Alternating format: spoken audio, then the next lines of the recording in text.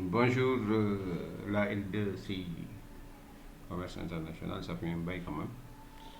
Bon, là quand même, il a été prévu des séances par rapport à votre module de comptabilité des sociétés. Si je me rappelle bien, on s'était arrêté au niveau de l'affectation du résultat.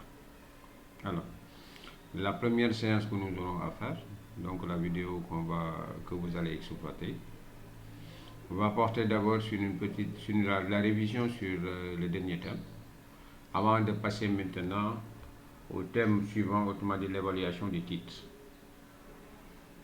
Parce qu'il y aura deux thèmes à faire. On a fait au premier semestre le premier et le deuxième thème, autrement dit la constitution des sociétés commerciales et l'affectation du résultat. Alors maintenant, au second semestre, on va boucler avec l'évaluation du titre et l'augmentation et la modification du capital. Voilà. Sans plus tarder, donc, un bref rappel.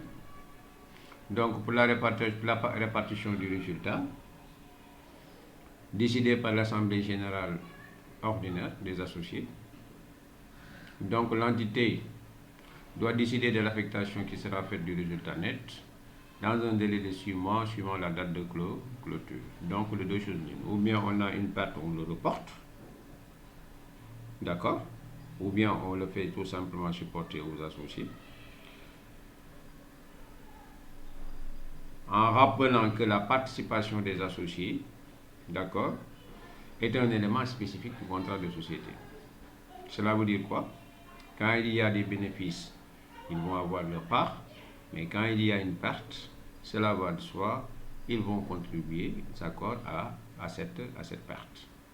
Alors, donc, si toutefois que l'entité réalise une perte, la GO qui doit se réunir au plus tard le 30 juin, après validation des états financiers, va décider du sort réservé à la perte. Donc, généralement, on a dit généralement, la perte est reportée. Reportée, c'est-à-dire, le résultat net perte a été imputé au compte 139, donc qui est débiteur, donc il faudra tout simplement le solder. Donc, on le crédite et on débite le 129, report à nouveau. Alors, si toutefois que l'entité réalise un bénéfice maintenant, là maintenant, on va procéder à l'affectation, autrement dit à la répartition. Alors, en guise de rappel, le bénéfice n'est rien d'autre que la différence entre le total du produit et le total des charges. Autrement dit, les recettes nettes moins le total des charges décaissables et non décaissables. Quand on parle de charges non décaissables, on fait allusion à l'amortissement et aux productions. Alors, un tel bénéfice maintenant, appelé bénéfice comptable, est retraité généralement pour nous donner ce qu'on appelle le bénéfice fiscal, autrement dit le résultat fiscal, base de calcul de l'impôt sur les sociétés.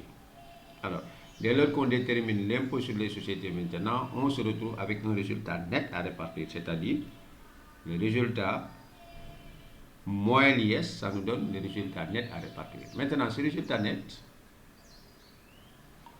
d'accord, avant de procéder à son affectation, il faudra prendre en compte les pertes antérieures. S'il y avait un report antérieur débiteur, il faudra quand même résorber la perte avant de passer à la répartition.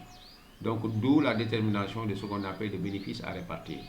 Quand on parle de bénéfice à répartir, ce n'est rien d'autre que le résultat net après impôt moins les pertes antérieures. Alors, si toutefois que ce bénéfice à répartir est déterminé maintenant, on va procéder à ce qu'on appelle la détermination des réserves qui sont obligatoires. Les réserves obligatoires, rappelez-vous bien, il y a la réserve légale qui est imposée par la loi et la réserve statutaire qui est imposée par les statuts. Alors, donc, le tableau, vous ne l'avez pas oublié, c'est juste là. Donc, résultat net après impôt, donc, on dévoile que tout ce qui est perte antérieure avant de déterminer ce qu'on appelle le bénéfice à répartir. La réserve légale maintenant et réserve statutaire doivent être quand même déterminées. Autrement dit, on doit quand même calculer le montant correspondant à ces deux catégories de réserves. Alors, pour ce faire, pour la première réserve, à savoir la réserve légale imposée par la loi, là, ça a été très clair, je pense bien qu'on en a fait beaucoup d'applications. Pour la réserve légale, on nous dit que c'est une réserve qui est obligatoirement prélevée sur le bénéfice à répartir. Son taux est de 10% applicable Ce prélèvement maintenant cesse d'être obligatoire lorsque la réserve légale, la somme des réserves légales depuis la Constitution jusqu'à la date où nous procédons à l'affectation, d'accord, que cette somme n'atteint pas les 20%. C'est le plafond, le fameux plafond. Alors, on a eu à faire quelques exemples par rapport à ça. Calculer la réserve légale par rapport à telle ou telle entité. Maintenant, la deuxième réserve obligatoire qu'on appelle réserve statutaire, là quand même c'est les statuts qu'il avait fixés à la Constitution même. Alors, elle est dotée donc en vertu des statuts. C'est pourquoi elle a un caractère obligatoire. Chez nous, en théorie, généralement, c'est un montant forfaitaire qu'on vous dira ou bien un pourcentage à appliquer sur le bénéfice à répartir qui représentera le montant de la réserve statutaire. Alors, après avoir calculé ces réserves obligatoires, maintenant, on a supposé que l'année dernière, on avait une perte. C'est pourquoi on parle ici, d'accord, de prendre en compte la perte, de résorber la perte avant de procéder à la répartition. Mais si toutefois que l'entité n'avait pas de perte antérieure, elle pourrait se retrouver avec une partie du bénéfice non distribué qu'on appelle le report antérieur créditeur. Si tel est le cas maintenant, ce report va s'ajouter au bénéfice à répartir. On va défalquer toutes les réserves obligatoires pour avoir ce qu'on appelle le bénéfice à distribuer. Donc, en guise de rappel, bénéfice à distribuer, c'est le bénéfice à répartir. Autrement dit, le résultat net, s'il y a un report antérieur débiteur, on l'allait, moins toutes les réserves obligatoires, à savoir la réserve légale et la réserve statutaire, plus éventuellement un RAN créditeur. Donc, on vous dit de manière très claire, c'est le résultat de l'exercice augmenté du report à nouveau créditeur ou diminuer des pertes antérieures, c'est le report antérieur débiteur, ainsi que des sommes portées en réserve en application de la loi, c'est-à-dire la réserve légale, et en application des statuts, autrement dit la réserve statutaire. Alors, après avoir déterminé le bénéfice à distribuer maintenant, là viendront maintenant les règles générales d'affectation. Autrement dit, le bénéfice à distribuer, à donner à qui? À donner aux associés, et une partie que l'Assemblée, la GO, va décider de laisser encore dans l'entité. Alors, donc, après approbation des comptes, il appartiendra aux associés de décider de l'affectation à donner aux résultats concernés. Quel résultat? Le bénéfice à distribuer. Alors, ce bénéfice maintenant sera ou bien une partie remise aux associés, une partie laissée, d'accord, dans l'entité en guise de réserve facultative. C'est pourquoi donc, là, après avoir calculé le bénéfice à répartir, on doit procéder à la détermination du premier dividende qu'on doit verser aux actionnaires, qu'on appelle IS, intérêt statutaire, qui est calculé sur la base, d'accord, de l'apport des associés, d'accord. Alors, avec un taux fixé au niveau des statuts, donc, c'est comme la détermination de l'intérêt simple. Donc, je prends le montant du capital que l'associé avait versé, qui a participé à l'activité de l'exercice, on y applique le taux, et là, on a le montant de l'intérêt statutaire à allouer à l'associé. Donc, le calcul de l'intérêt statutaire peut se faire au prorata temporis. Là, en ce moment, c'est parce que la libération de l'apport de l'associé s'est effectuée au cours de l'exercice, d'accord, concerné par la répartition. Autrement dit, si l'associé a réalisé ses apports au cours de l'exercice 2019, et que nous procédons à la répartition du bénéfice de 2019, cela va de soi. Ces intérêts, les intérêts statutaires, son premier dividende sera calculé sur la base de son apport, mais calculé au prorata temporis. Alors, après avoir déterminé le montant des intérêts statutaires maintenant, reste à identifier si l'Assemblée générale ordinaire a imposé, d'accord, des réserves libres, les réserves facultatives, d'accord, peut-être parce qu'il y a un projet d'investissement futur pour l'activité, pour l'entité. Alors, les réserves facultatives, généralement chez nous, est un montant forfaitaire. Dès lors que maintenant que les réserves statutaires sont prélevées, il faudra maintenant penser à donner aux actionnaires ce qu'on appelle un deuxième dividende, appelé superdividende. Le superdividende, par contre, est un montant forfaitaire. Ça peut être un montant arrondi, ça peut être un montant fixe. Et là, maintenant, le fait d'attribuer à ses associés le superdividende va nous permettre de deux choses l'une, de déceler une infime partie qui va rester sur ce bénéfice qu'on appelle le rente de l'exercice. Donc le rente de l'exercice ne sera rien d'autre que la partie du bénéfice qui n'est pas distribuée. Alors voilà en gros pour ce qui est du tableau de répartition. Après avoir établi le tableau, cela va de soi, on était obligé de passer à l'écriture découlant de ce tableau. Il s'agira donc là de vous rappeler du schéma de comptabilisation. Alors le schéma n'a pas été précisé ici. Si, ça est là. Donc, il s'agira à la date où l'AGO s'est réunie de procéder, d'accord, à l'écriture comptable suivante. On va débiter le 131 de résultat net, on mettra le résultat net. S'il y a un RAN créditeur, autrement dit une partie du résultat qu'on n'a pas pu distribuer, ça sera débité du montant correspondant.